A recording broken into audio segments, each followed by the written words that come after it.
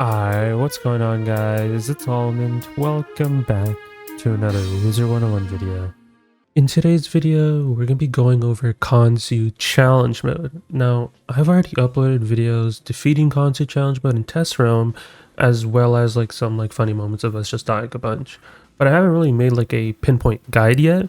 I've already made challenge mode guides for the other fights for Selenopolis, just not Khonsu and Loon Knight. Kind of delayed it a bit. Also wanted to take a break from Wiz for just a couple days and spend time with family. But now I'm back around and decided to finish up the challenge mode video, so we're on Khonsu for this video. It's going to be a lot of content in this video because the fact is he can polymorph, there's so many cheats. It will be reminiscing of the TC boss rematch I made like a couple months ago because there's so many cheats involved and so many mechanics. So this video will be a little bit long, but if you just want to skip to the portion of the strat, skip later on this video, you can just see the actual strats, but I want to go over all the cheats and everything like that too. It helps out the wiki people and it helps out people understand how these fights work. So there's that. But if you do enjoy this type of content, be sure to leave a like, subscribe, all type of stuff. Join Discord if you guys haven't. We're on the rise to 1.3k members. And I appreciate everyone that just leaves a comment. It could be literally anything. It could just be like hi, or even just liking the video. It helps out with the algorithm literally so much. So if you do it, it would mean the world to me. So thank you so much. Now let's go over some stuff regarding Khonsu challenge mode. We'll go over Khonsu itself and then we'll move over to the forums and all the cheats and everything like that. So Khonsu himself does have 80k health. Now that does seem quite a lot, but you'll be polymorph for the majority of half of the fight, and the other half of the fight you'll be using your actual deck. So keep that in mind. So his first cheat, combat prowess, is inversely proportionate to adorability. Sounds like a mouthful. Yeah, no. Basically at round 1, he will polymorph you into one of the random forms. It might be a fire marshmallow, ice snowball, storm glowbug, a mid snipe, life horned frog, death gummy bear or death gummy bunny, and balance wombat. Each of these forms have their own set deck, and the whole, I guess, gimmick behind this is you're supposed to set up your gambit.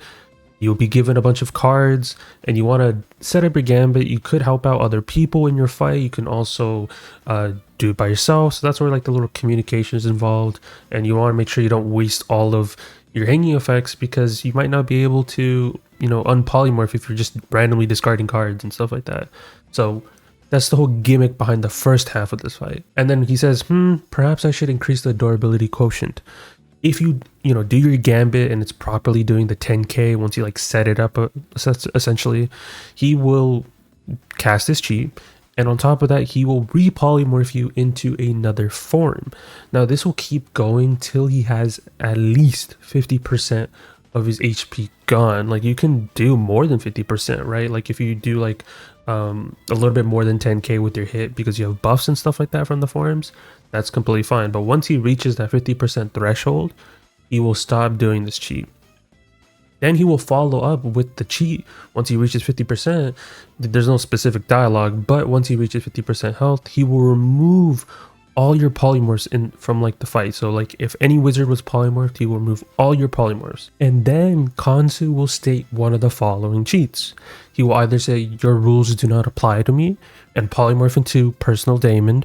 All shall be consumed, where he polymorphs into Devourer. Feel hatred wizard, polymorph into Malus, or finally I will rain down death, where he polymorphs into Hunhau. Now each of these polymorphs have their own separate cheats. These are all iconic bosses in Wizard101 in my opinion when it comes to advanced content, right? Specifically advanced content.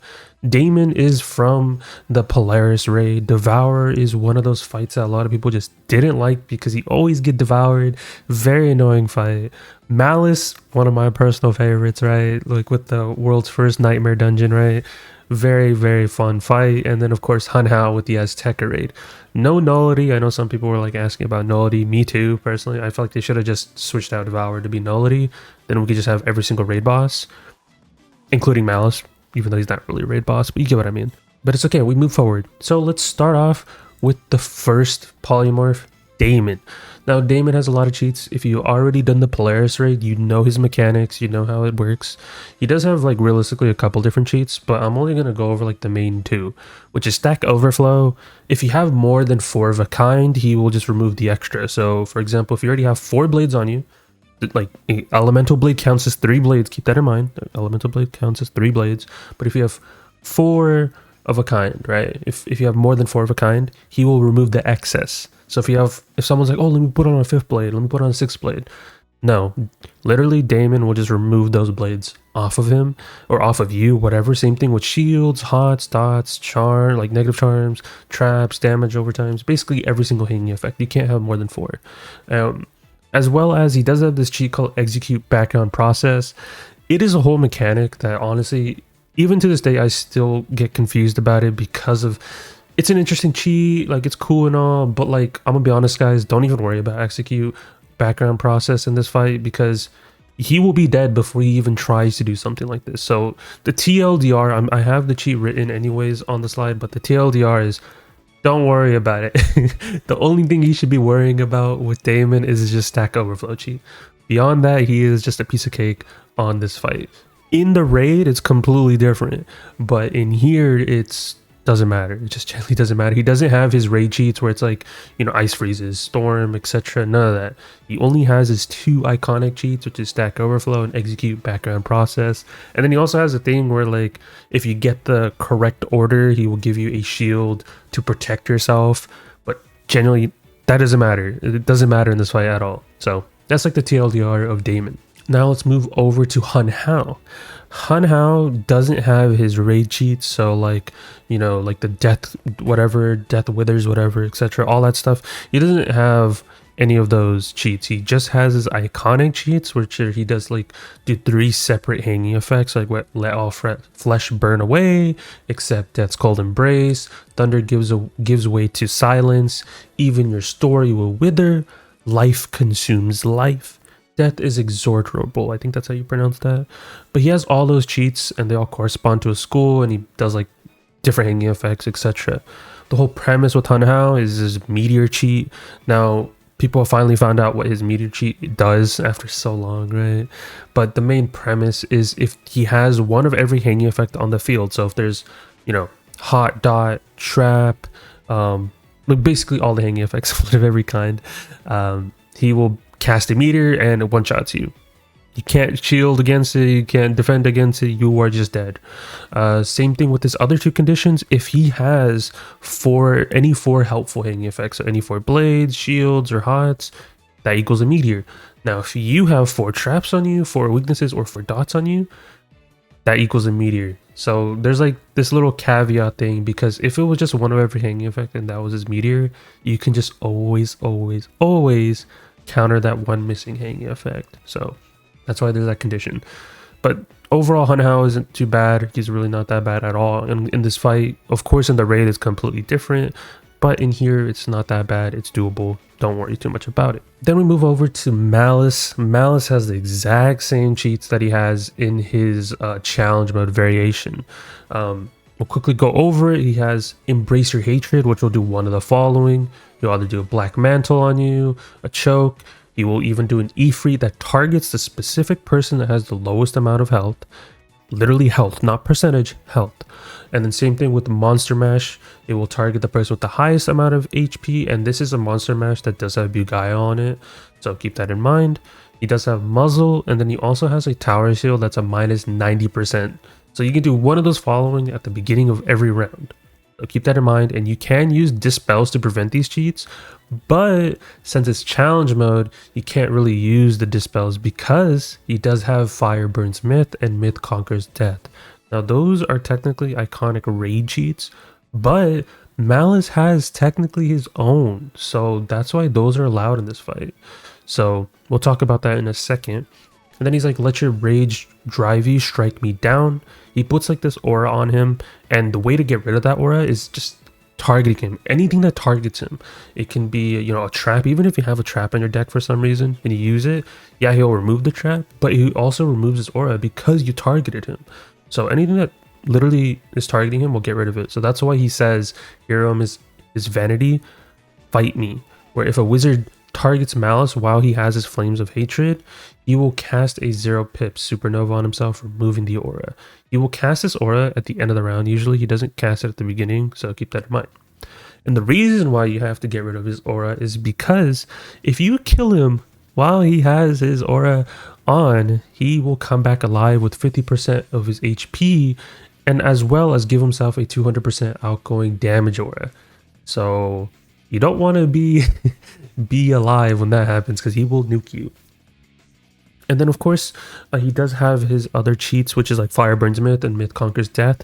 When he does Fire Burns Myth, basically you can't use a trap or a shield. And same thing with Myth Conquers Death, you can't use negative charms and you can't shield. There is like, he casts a specific spell when you shield, I just don't know the name of it, so that's why I left it blank.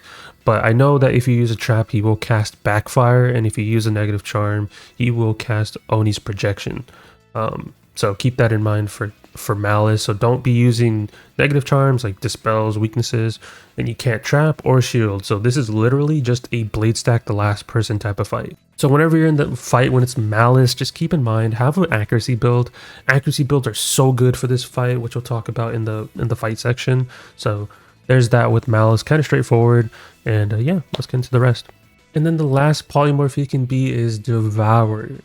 Now, Devourer does not have the same exact cheats as the regular Devourer does. He doesn't summon a minion, he doesn't do any of that. Thank God, right? Honestly, if he summoned a minion, this fight would be so annoying. But luckily he doesn't do that. His main two mechanics, which in my opinion are the important ones, which is where he devours you, and if you use a certain spell, he will just counteract it. So he doesn't have like a cheat dialogue per se for him devouring you, he just does it.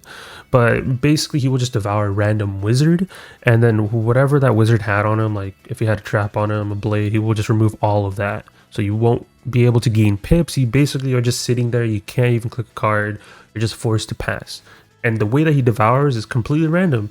He might devour player 1, he might devour player 2, 3, or 4. It's completely random, so that's why you have to act depending on that. And then he does actually have a cheat. It literally popped up on the screen for a split second, where he just does like this screech noise, but it's very weird. Like whatever I typed for his cheat dialogue is genuinely what he says. I don't know why. But if a wizard casts a universal trap, hex, or curse, this is just from my testing, right? It might just be a bug, I don't know, but this is just from my testing of doing it on challenge mode. But if you do use hex or curse, because of course you can't use feint in this fight, it's challenge mode, right? So if you just use hex or curse, he will remove every single trap that was placed on him, and he will give himself a protected balance blade that's plus 100%. If he does his little like undevour mechanic where he undevours the wizard and he does like his AoE natural attack, and he has that balance blade on that does plus 100%, you're just gonna get one-shotted. So just as a note, mental note, don't have curse, don't have hex. That's why this cheat I'm not gonna write as like 100% sure, because this is literally what happened when we use curse, and I would assume it's the following for hex. So keep that in mind. But the Devourer fight is the glitchiest out of the 4. Just the fight in general is very glitchy. So these are like I do want to add some like little extra notes before we go into the strats. This fight is genuinely glitchy. There's been times where we've killed the boss and it has respawned. Now that is not intentional. Hopefully that gets fixed. I've already let Cam know about these things, so like what's wrong in this fight and things that possibly could get changed or adjusted.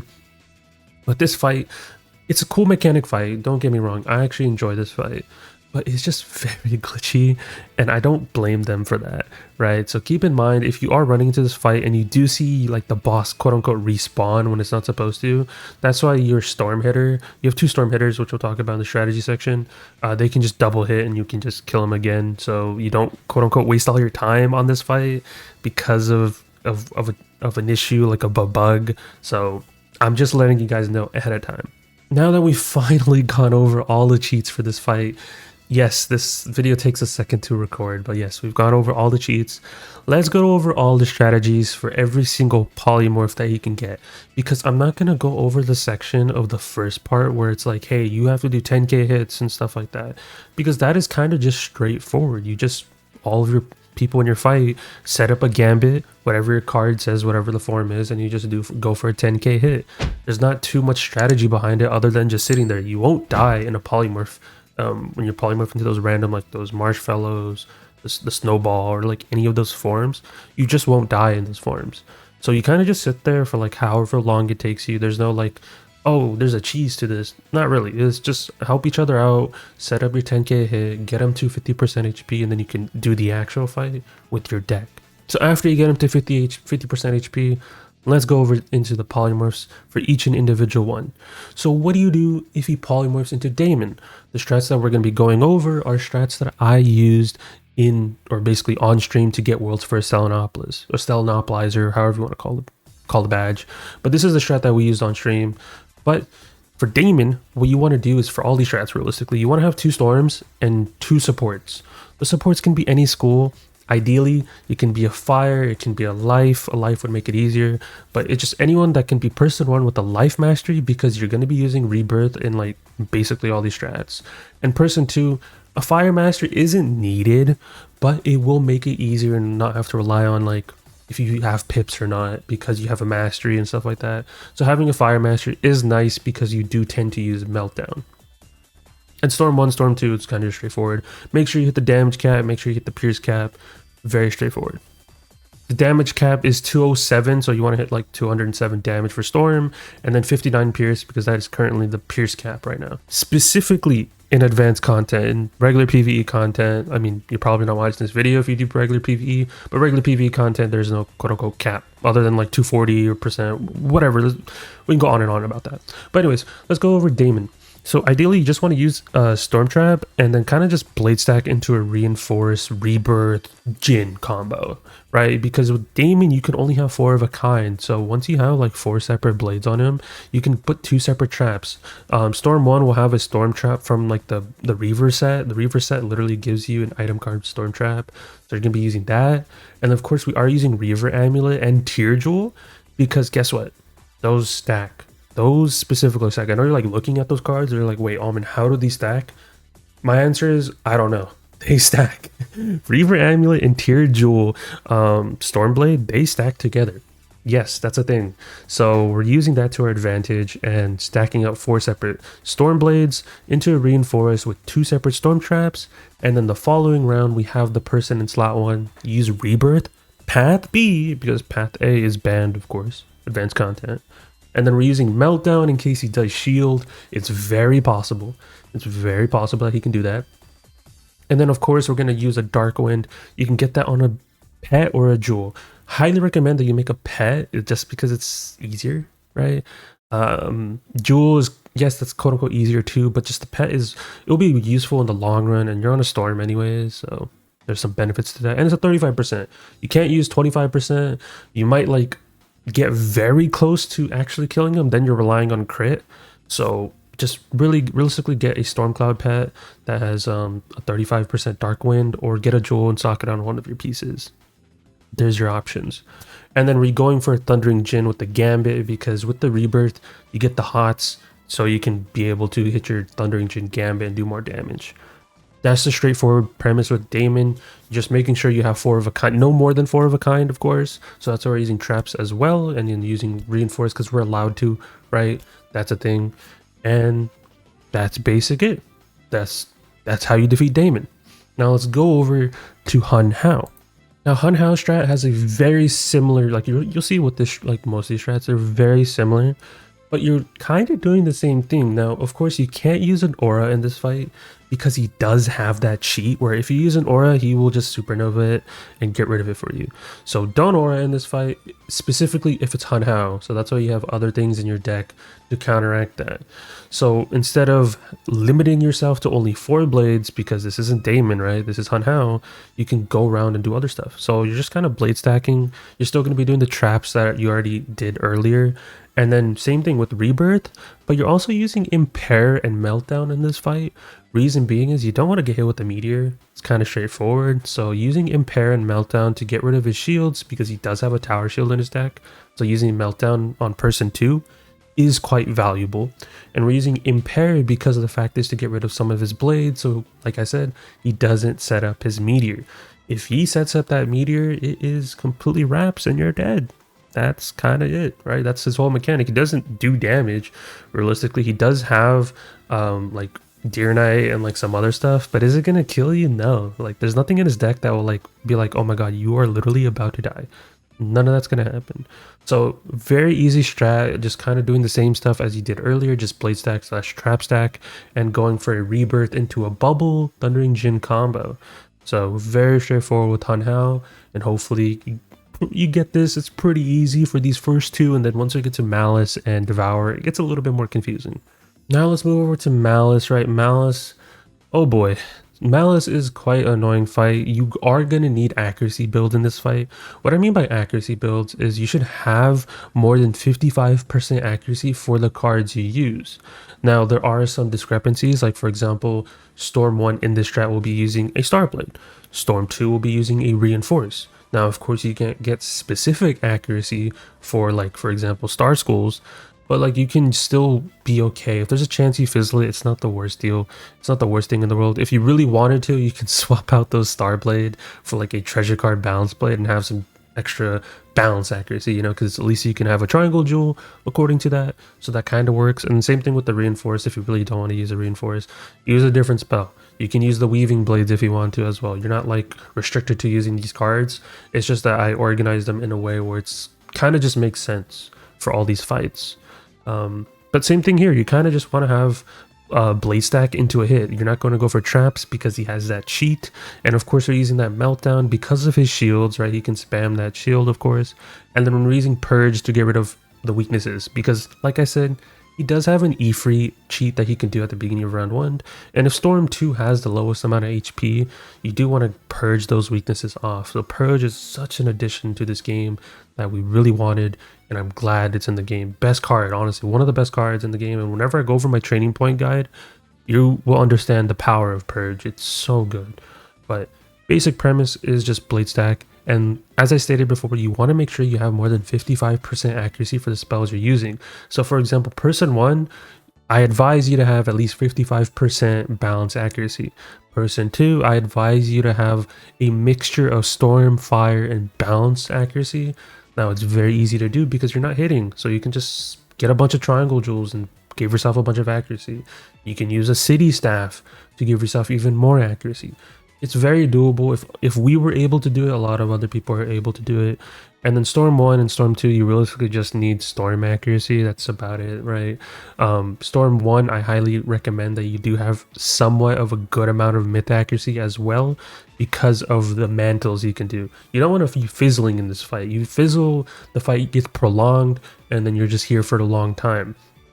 He does have Lava Lord in his deck. That gives you another, you know, negative accuracy as well, and then as well he does have Fiery Giant, which can give you more mantles as well. So the fight can be prolonged quite a bit, so using accuracy builds just in this fight as a whole will make it more of a breeze. We basically had like little to no issues in this fight for Malus specifically because of the fact is we're taking advantage of our accuracy builds.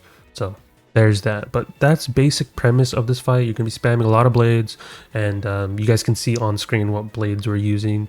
Very easy builds to do. If we're able to do it, you guys are able to do it. And yeah, that's realistically it for Malus that I want to like contain in this fight. And then yes, Meltdown will activate his aura cheat. Some people don't understand that, but yes, you're targeting the boss. Always, even if you don't see a shield on him, no matter what, you are casting that Meltdown because he can cast a shield at the beginning of this round. So keep that in mind. You always want to be able to melt down that fight because of the possible chance of him doing a shield. So there's that. But now we can move on to the next portion of this fight. Now finally we can go over the last polymorph. I know this video is long, but it is what it is, man. If you guys want me to go in depth to this extent, I have to explain everything, and that's why these videos take a little bit more effort than what my usual videos are. But let's talk over Polymorph Devourer. Now, it is random who gets polymorphed, right? And I basically made it easier for you guys visually to see what would you do if player 1, 2, 3, 4 gets polymorphed. So we have a strat for literally every single situation, and they're really not that hard. You're just using the same cards as you were previously in the Malus fight, but just slightly different. So let's talk about it.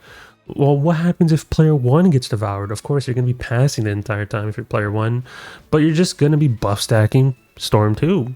That's it. You're going to be doing the same exact cards that you were doing earlier. I think it's around 9 buffs, and 9 buffs kind of just kills for Devourer. You don't really need more than 9 buffs. We are using Purge because he does have weaknesses in his deck. He doesn't have anything that's like shield oriented in his deck from my experience, so we don't need to use a quote-unquote like you know, shatter or like anything like or along the sides of, you know, where it removes shields. Purge is just that nice card that gets rid of negative charms, so don't stress too much about it, and just Storm 1 will be your support. So with all this on screen, you just go for a Storm out, and that kind of just kills Devourer. Not big of a deal. That's about it. So just having all these Storm Blades, you're going to be using your Storm out, and that's it. We're not using Storm Traps because it would just make it more difficult. We did use Storm Traps at one point, but then eventually we're just like, why aren't we just doing Blades? It's already in our deck. Why are we making our decks bigger than they're supposed to be? And it just keeps it consistent, and that's literally what we did with CT boss rematch. Like when I uploaded that video, is keeping it consistent. Right, so same thing here, keeping your deck consistent so you don't have like a 15 card deck cycling and becoming like a PvP match. So just keeping it consistent. Now what do you do if player 2 gets devoured? Same premise. Player 1 is just using the same buffs it had before and just buff stacking the Storm 2. Kind of straightforward. Nothing has changed for Storm 1 and Storm 2, but when we get to the later strats, you'll see it's a little bit different. But yeah, if no matter what, with player 1, player 2 getting devoured, it's not that difficult. It's the same premise. Now when we get to player 3 getting devoured, you guys see that now we actually have an additional card. Now I wanted to incorporate a cleanse. Now you don't have to do this cleanse, right? It's just a safety net because you can do weaknesses, right? It's an AoE weakness that he can do. So using that cleanse is a good safety net. Now you could make an argument, can I just carry purge as well on person 1 and person 2? You can, but just be careful of your deck size. If you don't have purge, and like if you don't have like deck space for it, you kind of can't really use it. And it depends on your pips too. Storm 1 always will have like the pip, so it's not too big of an issue. But for example, Storm 1, or for example, person 1 and person 2, they can carry it. It's just a little bit more iffy. So if you want to carry a purge, you can go for it. But I just toss in a cleanse because it depends on your pips. So there's that. But basically same premise, just buff stacking, making sure you have at least like around 9 buffs, and then just going for a Storm Owl. And some people might ask, is that Storm Owl max tier? No, I calculated based upon tier 1 Storm Owl. So if you don't have max tier Storm Owl, you're not like completely fried and you can't do this fight. You can still do this fight if you have tier 1 Storm Owl. That's why I went calculated based upon that.